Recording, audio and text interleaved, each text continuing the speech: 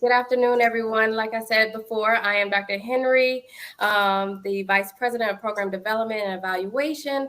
I am excited to be introducing one of our very first healing circles for the day.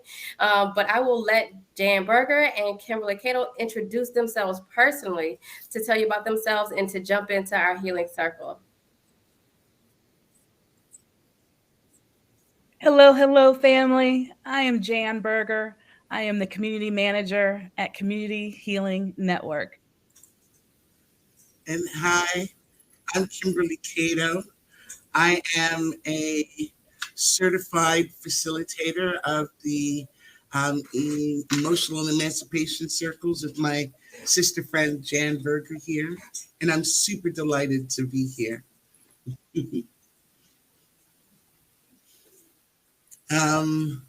We are going to set the stage, so to speak, for the work that we're going to be doing today.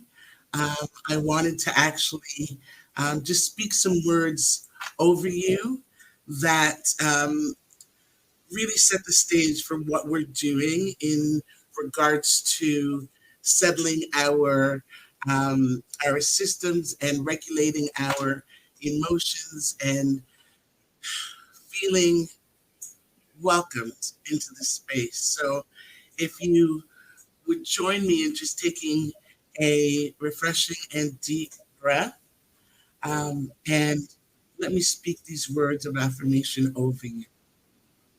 These words are written um, and written by a um, uh, one of our um, uh, Dr. Shelley Harrell, and adapted for the E circles to just speak truth over all those who participate in these healings. It's a Sarabona, and it goes like this. I see you. I see you through eyes that transcend my own sight.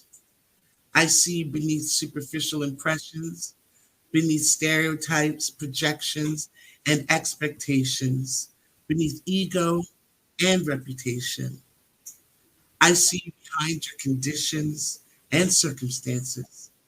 I see you behind the walls you have put up and the masks you have put on. I see your humanity and your humanness. I see your divinity, the radiance of who you really are. I see you at your best, manifesting your greatest purpose and soul's calling. I see the soul of who you are. I see you. I hear you. I hear you through ears tuned in to the whisperings of soul and spirit. I hear you beneath what you say, beneath the words you use and language you speak. I hear you behind what has been silenced and hidden. I hear you beyond what I want to hear. I hear your truth, the truth of your lived experience. I hear the voice of your deepest intentions, who you really want to be, and how you really want to act. I hear your dreams and highest aspirations. I hear the soul of who you are. I hear you. I feel you. I feel you from the vibration of our oneness where our souls recognize each other. I feel you beneath our differences in that space of our interconnectedness with each other and all life. I feel you behind the visible and invisible barriers that separate us. I feel you beyond any mental, emotional, or soul bondage. I feel your freedom and your liberation. I feel the power of your ancestors flowing through you over generations across space and time. I feel your rhythm, your unique expression and energy in this world. Feel your vulnerability and your victories, your struggles and your strength, your tears and your triumphs, your regrets and your risings. I feel the love within you. I feel your heart. I feel the soul of who you are. Brothers, my sisters, family, I see you. I hear you. I feel you. Sarabona. Thank you so much, Kimberly. Ancestral mathematics.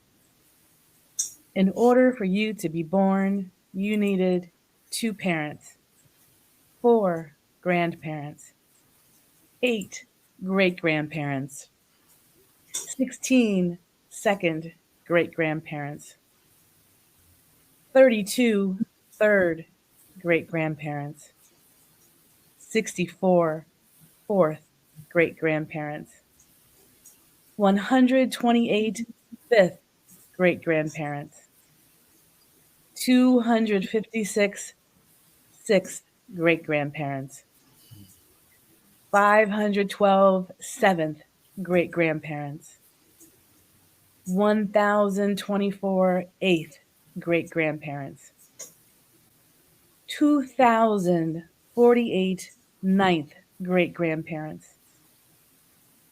Dear ones, in order for you to be born today from 12 previous generations, you needed a total of 4,094 ancestors over the last 400 years. Think for a moment. How many struggles? How many battles? How many difficulties? How much sadness? How much happiness? How many love stories? How many expressions of hope for the future did your ancestors have to undergo for you to exist in this present moment? Beloved ones, I can't see how many are joining us here today, but based on the numbers of attendance I saw earlier, I did some calculations, and joining us right now, I think it's a fair guesstimate to say that joining us on this continuum of being ancestors, all that came before us, in this present moment, and the ancestors that we will become right now, we have with us 286,580 ancestors that have conspired on our behalf to be with us here today. We are built on their struggles, their love stories, their battles, and their hope. Dear ones, we are our ancestors. Thank you so much for being here today. At Community Healing Network, our main premier program is Emotional Emancipation Circles. Emotional Emancipation Circles are evidence-informed, psychologically sound, culturally grounded, and community-defined self-help support groups designed to help heal and end the trauma caused by the root of anti-Black racism, the centuries-old lie of white superiority and Black inferiority. Originated by Community Healing Network and developed in collaboration with the Association of Black Psychologists, emotional emancipation circles are liberatory spaces in which Black people share stories, deepen our understanding of the impact of historical forces on our own sense of self-worth, our relationships and our communities, and learn essential emotional wellness skills to help us be at our best as individuals and as a people. At the end of this presentation, I'll give you specific dates of when our next emotional emancipation circle will be, and each of our 8 sessions for our 4-week intensive format covers a resilience tool to ensure our health and well-being, how we self-regulate ourselves, and an activity designed to not only educate ourselves about our ancient civilizations, but where we are now and how to combat internalized racism. Thank you so much. Yeah. Thank you, Sister Jan. Thank you Absolutely. so much for that overview and for the lead off into understanding the impacts of racial trauma and the things that we encounter on a day to day. One of the most beautiful things about participating in the circles, the emotional emancipation, we as a people are bombarded daily by various obstacles and institutions and barriers that stop us from coming into a full understanding and awareness of who we really are at the core of our essence. When I think of, our ancestors and the fights and the things they fought through and struggled to overcome, the way they planned and orchestrated to create a pathway for us to continue to journey, and I think of them speaking their truth and their wisdom, not only into the atmosphere where they were fighting, but really into the atmosphere that would pick up their resonance and impregnate my spirit with their power.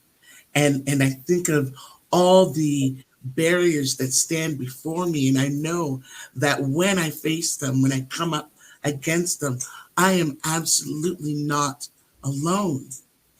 I'm seen, I'm heard, I'm felt. I've had a whole host of people praying for me, fighting for me, shattering barriers, pulling down walls, building mantles specifically for me, for you.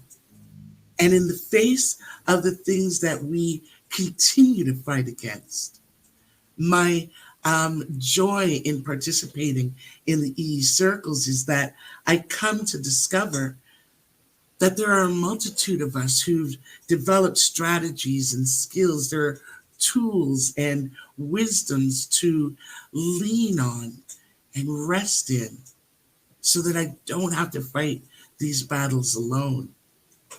Don't get me wrong though. I know how hard it can be. I know how heavy this work is. I know how even when we try to, get along just because we're tired of the fight, even in those moments when we feel weak and overcome and overwhelmed, know that even and especially in those moments when we don't have strength anymore, when we don't feel we can take another step in the midst of all of this, there is more. The more is already poured out on our behalf. Our ancestors have already developed these tools. And if we can still and regulate our systems and take that pause to hear, we'll get those wisdoms. In these circles, I've been overwhelmed by the presence of others who have fought this good fight. And when I feel overwhelmed personally or collectively, and I reach out to somebody else who maybe on this particular day has a little more oomph than I do, and I can borrow a little bit of their strength, it buoys me up, so to speak. It's like having that life jacket thrown to you when you're in the middle of the deep end. And though it won't necessarily teach you to swim, it will certainly hold you afloat so you can catch your breath. You can take a pause. Maybe you can close your eyes for a minute and get a bit of rest. Maybe you can turn back into some pages of your old journal or pick up a little momentum that was left to you by your mama or grandmama or neighboring friends, that you can find a resource close enough to you to build that necessary encouragement to continue on in the fight. You know, I've struggled often with the notion of microaggressions and different things that we encounter on a day to day. I struggle with the fact that they're called micro. It's just the biggest farce of all. Because they're not little, they're huge, and they can weigh you down.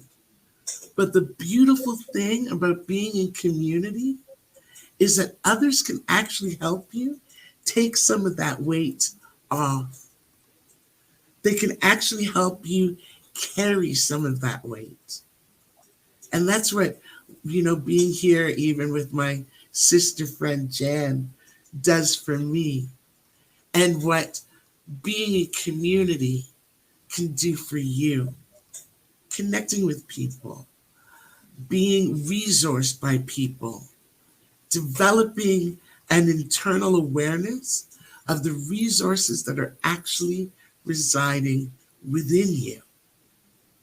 So in those hours when, nobody is around, it's far too late to call anyone, and you don't know who to speak to, but you need something, that you're in the deep end and you can't quite figure out how to swim, close your eyes and listen deeply. And remember, you are seen. You are heard.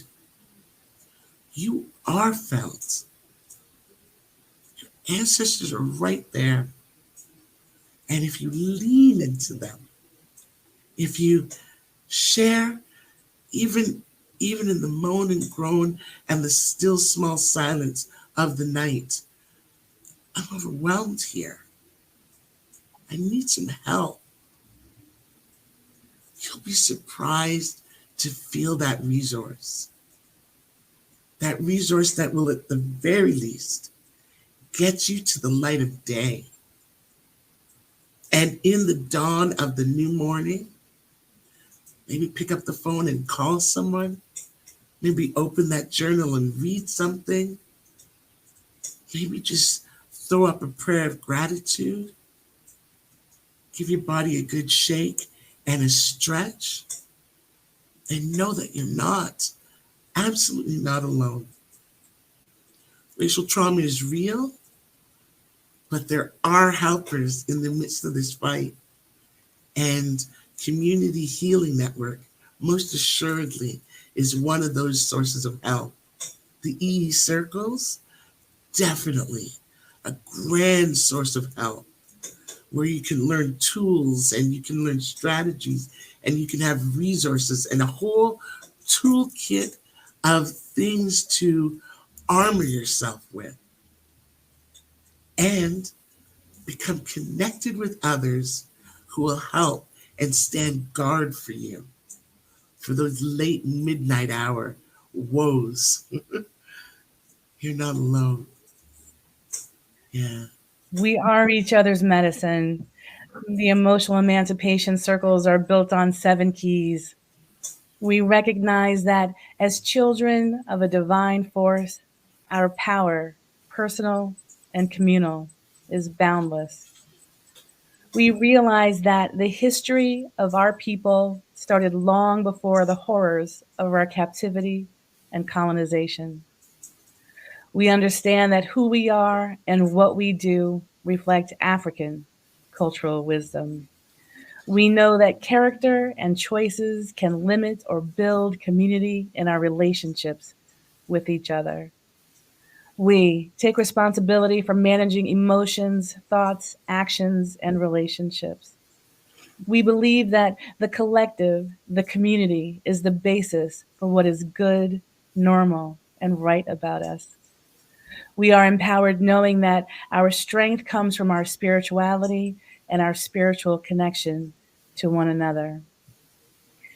We are each other's medicine. On Tuesdays, Community Healing Network provides an emotional lunch break at noon Eastern Standard Time. And this is 60 minutes of rest and resilience where we get to practice being each other's medicine. I am because you are. Last week, we talked about allies. Do they really exist? Who are they? And what are they? And for the previous 3 weeks, just as Kimberly mentioned, we were discussing microaggressions. What are they? And are they really micro, which we all know that they're not? That term microaggression, microassault, microinvalidation, microaggression were terms that were coined 50 years ago by a Black psychologist, and he was naming what is still happening with Black folks every single day. And now, even though we might have outgrown that term micro, at that time it was the perfect moment to name the assault that we as Black people undergo every single day. One of the greatest crimes against us is this lie that we talk about of white superiority and Black inferiority, how Black people have been cast out of the circle of humanity. And this, dear ones, is what we are charged with today. This is what our ancestors call upon us to do today, to continue to heal ourselves for our ancestors and our children. Indeed. Ashe. Indeed. Yeah. To call out how we've internalized these lies, to look at how we've ingested the lie, the notion that we are less than, not even less than other humans, but that we're barely human, right? We're 5/8 human. It's just such an insidious lie. It's the very thing that gives them the excuse to treat us as, well, even worse than their own dogs. And, they dress up their dogs and feed their dogs all manner of goodness, and yet look at us like we deserve less. They have insurance and things for their dogs, where their vets are, top of the line equipment, and yet we walk into our hospital wanting to give birth, and they don't give us pain medication. They don't acknowledge that we're actually suffering, and they don't treat us as human. And we ingest some of that lie and start looking at ourselves like we're less than. We walk around feeling inferior and not able to step out into spaces and places that we have every right to be in. But we've somehow adopted that lie, internalized it, and function in the world as if we've got to beg for permission to be, even present.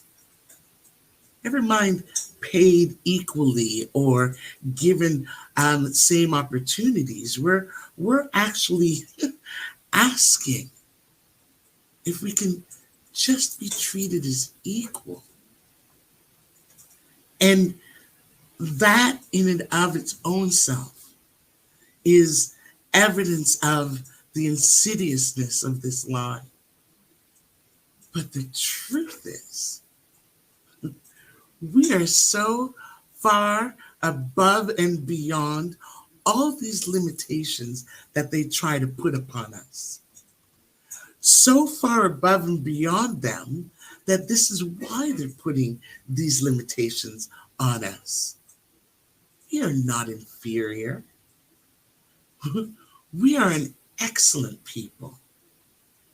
We are so brilliant and wise and wisdom filled that at the dawn of humanity, those all around were coming to us for the wisdom of how we were able to navigate the stars, navigate the seas, how we were able to heal one another and bring wholeness to one another, with how we were able to tell time and understand the natural order of things.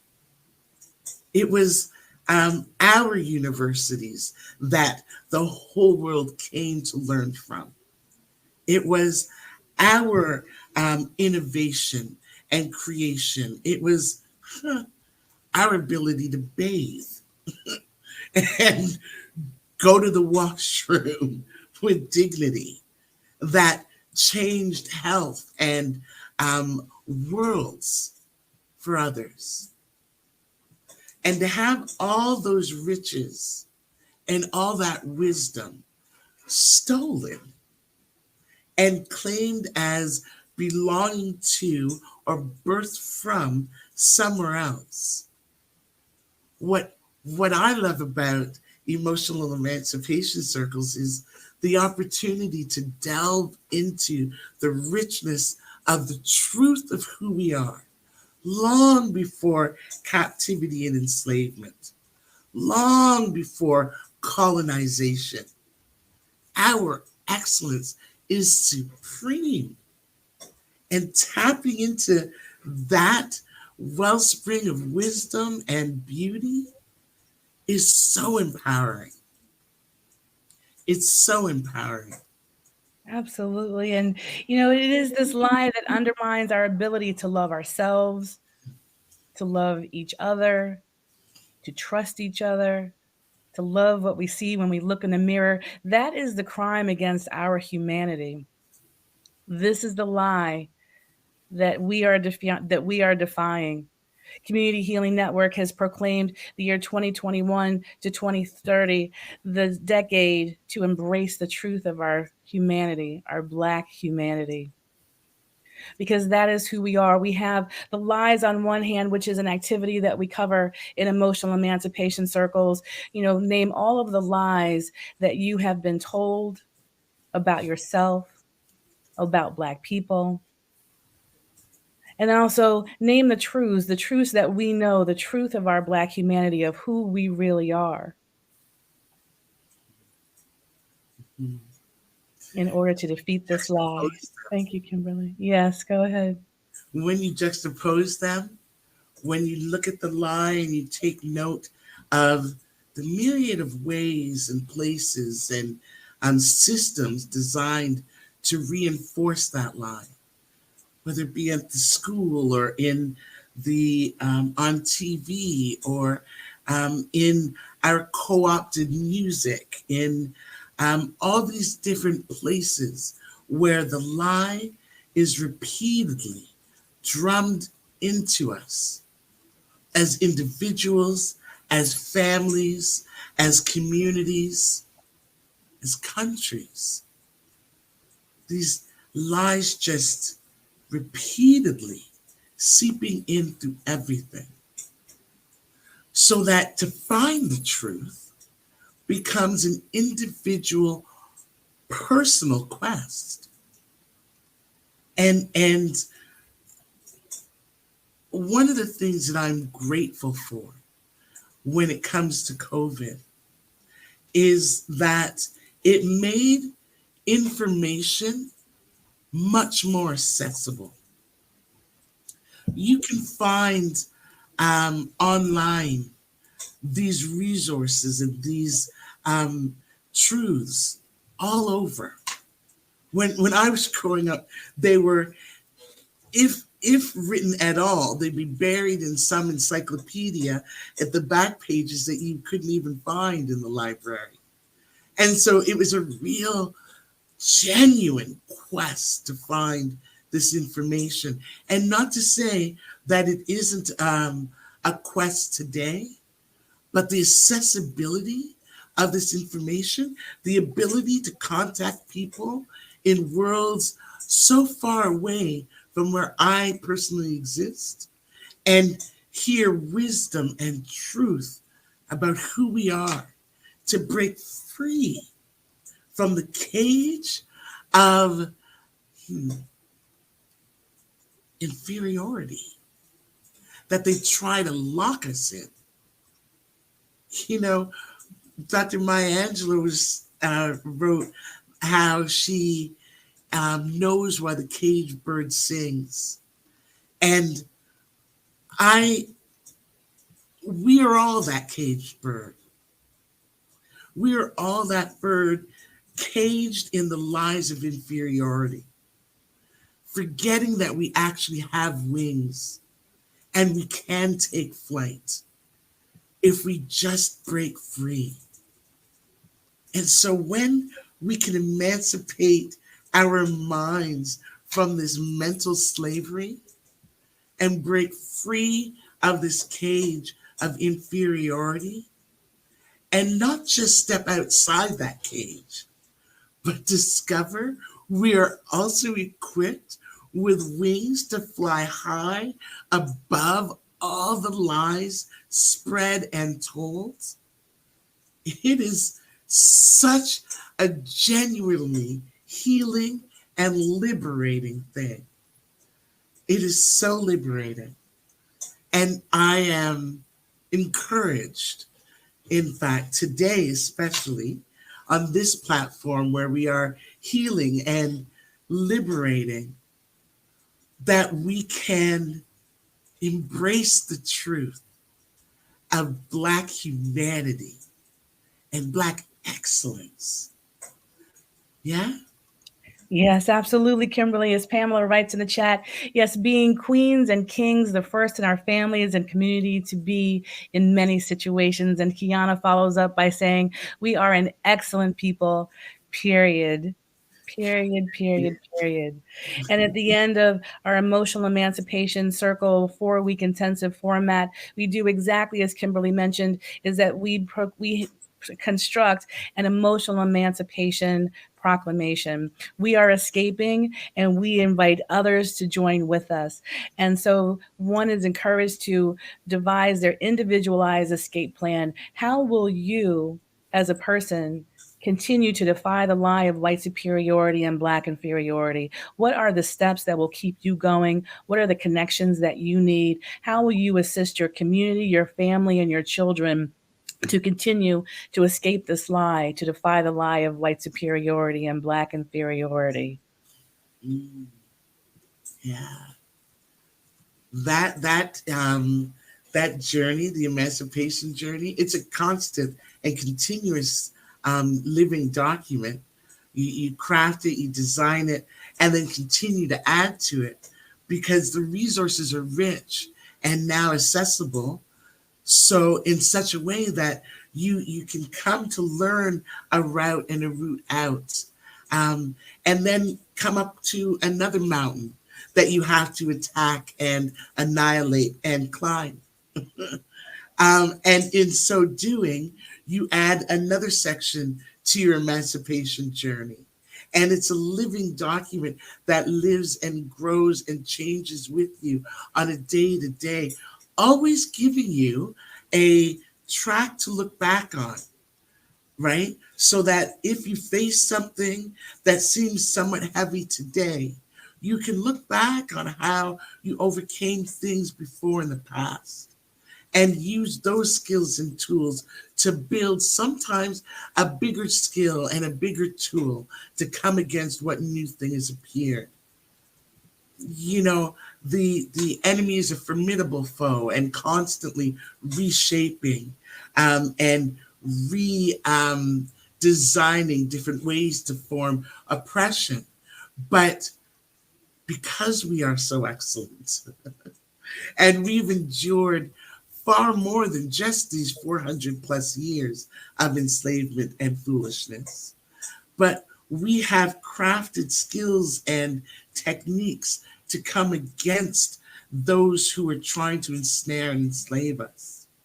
We lean on those wisdoms. We cultivate them. We listen to voices and the wisdoms within us that are not just our cognition, but our intuition, our imagination, our ancestral heritage, and the wisdom of those who've traversed this path before.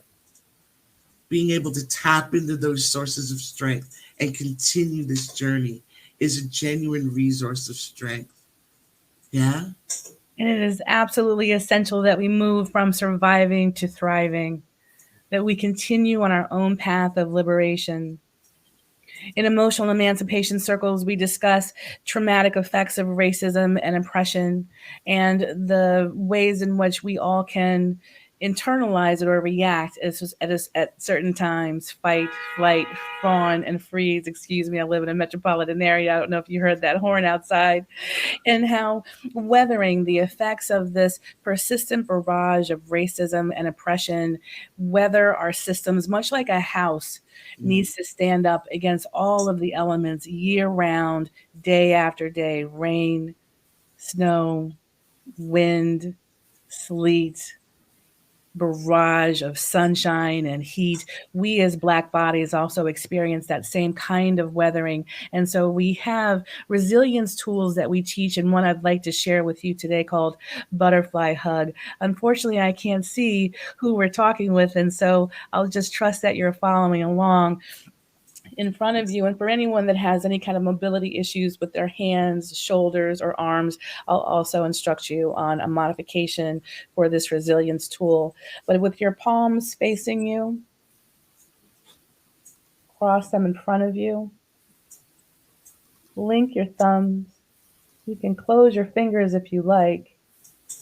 This is called Butterfly Hug, and I like to flap the wings of my butterfly and help land my butterfly gently. I don't know that you can see me with this view. My fingertips are just below my collarbone. And simply tap gently just below the collarbone, one by one at your own pace. This comforting action helps to calm our nervous system, bring down our stress levels, to combat the effects of weathering. This gentle tapping can also harken back to being a young one and being physically comforted by a trusted adult. And just notice how you're breathing as you alternately tap your wings just below your collarbone. You may breathe gently at your own pace, breathing in and out deeply. As you continue to comfort your nervous system, this crosses the median of the brain. And in your own time, you can cease if you like.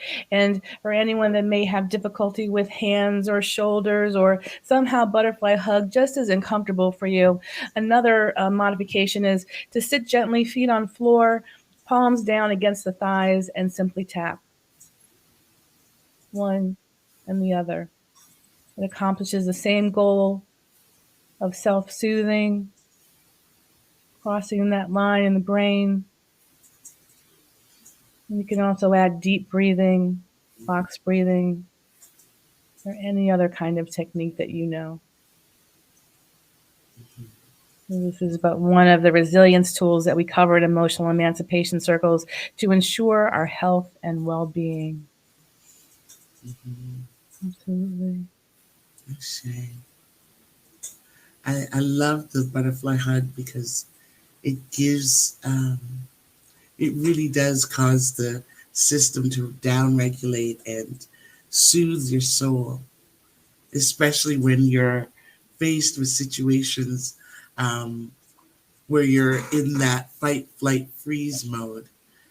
Being able to take that pause to let your system know that you're safe, you're okay, to calm, to move from that amygdala response of, oh, I gotta get out, I gotta be free, I'm in danger, I'm in harm.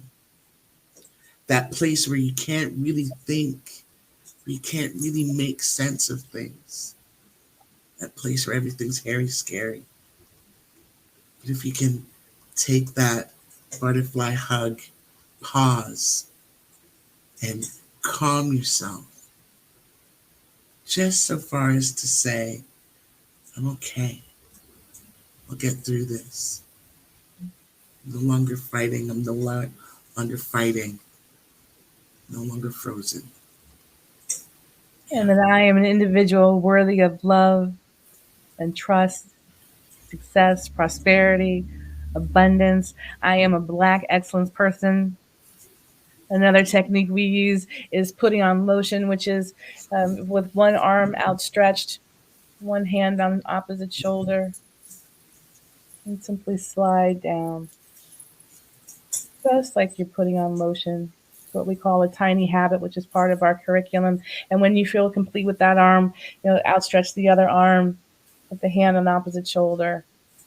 And also use this just as a moment of contact to ensure your humanity, know that you're alive. Sometimes people like a little pressure, so they'll squeeze down the shoulder and down the arm. Again, just pay attention to your breathing. You're breathing gently. Breathing gently. Yet another resilience tool that we hope that you can use on your journey to ensure that we all become free of defying the lie of white superiority and Black inferiority. Ashe. Ashe. All of these things. I like the breathing as well, the box breathing, the settling breath. Being able to do that. I like to do it with sound on the exhale. So that you take the deep breath in to the count of 2, hold it for a count of 2, exhale to the count of 4. You do that once or twice, and on the third time, on the exhale, to add a hum or an om or a ah on release, and it triggers that vagal nerve that really gives your system that sense of calm and slows you down to the place where you do feel stilled. You don't feel panicked. You're not overwhelmed. Racial trauma really has a way of dysregulating us,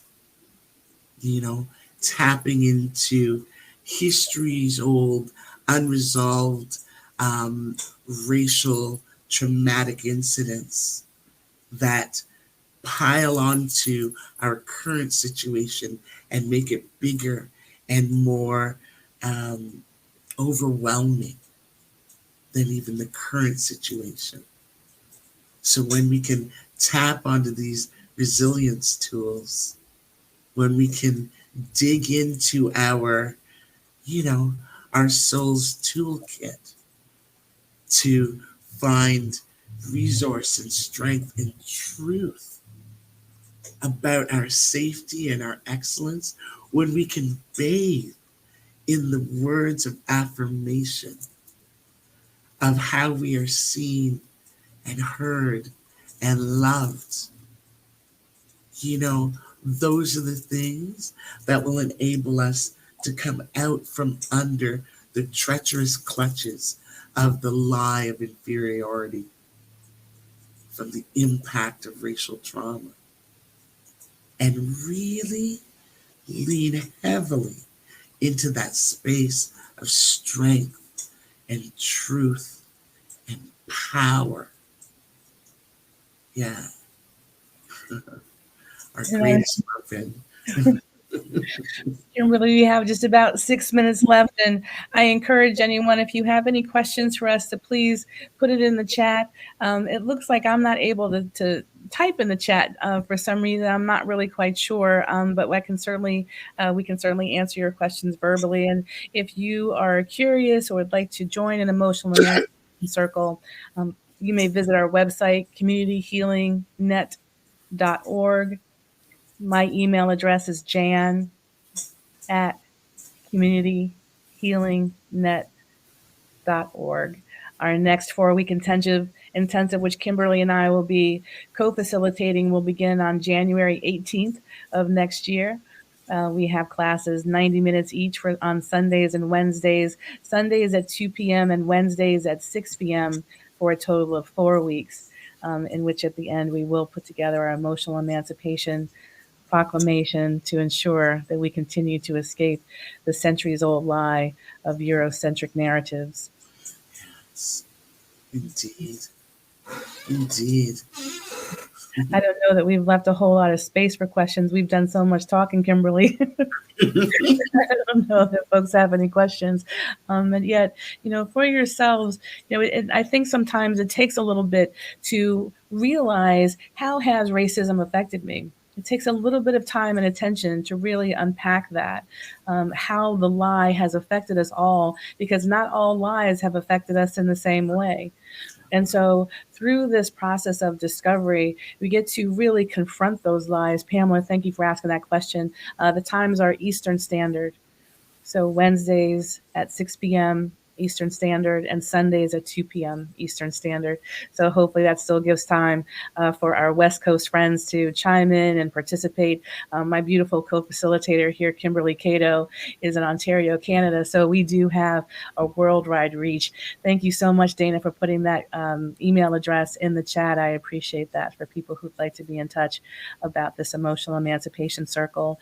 And so, as I mentioned before, we are each other's medicine, and going through this journey together, we learn from each other, we comfort each other, we discuss, and we discover with each other. It's quite a rich experience. That is, as I mentioned, is built on those 7 keys, which I read earlier, and our ancestors are so important in this process. And it's amazing, Jan and I have had the awesome gift of being able to co-facilitate the ECs for a while now, and being one another's medicine is genuinely true, because each group, though it's material we've been through before, every single time I'm learning new things. I'm growing and changing every single time, because when you come up against and in community with other people along the way, you learn from one another. You heal in places that you didn't know were wounded. You find strength and resource in areas that you didn't even recognize you needed. And being able to do this work and do this journeying with others is really a genuine gift. I look forward to all of you who join us in January. I look forward to learning from and with you. I look forward to being able to share some of the wisdom that we've gleaned. And really, I look forward to seeing what emerges as we come together from all different points of the world, from all different points on this journey, and we start to unpack the truth of our excellence. It's like a kaleidoscope. When the light shines in, different rays of color and different sparkle and radiance just overtakes us all. And so I look forward to this experience with you. With the truth of who we really are. And I know we're just out of time. Tawana writes, racism is affecting us today, always been there, just becoming more prevalent now, which is disheartening. Absolutely. That is absolutely the truth. And so, this is why it's so important that we band together for our own sense of liberation and health and wellness. And Kimberly mentioned Dr. Maya Angelou, who was on our founding board of advisors for Community Healing Network, which is another offering that we have annually. Community Healing Days, which is 3 days of intentionally taking time to heal ourselves from the lies that we've been told and the lies that we have told ourselves, and how we have stopped ourselves. So thank you all so much. We really appreciate the organizers of this beautiful conference for having us here today. Thank you so much for your generosity for this wonderful day, and we look forward to hopefully joining you again next year. Thank you so much. Absolutely. Thank you indeed.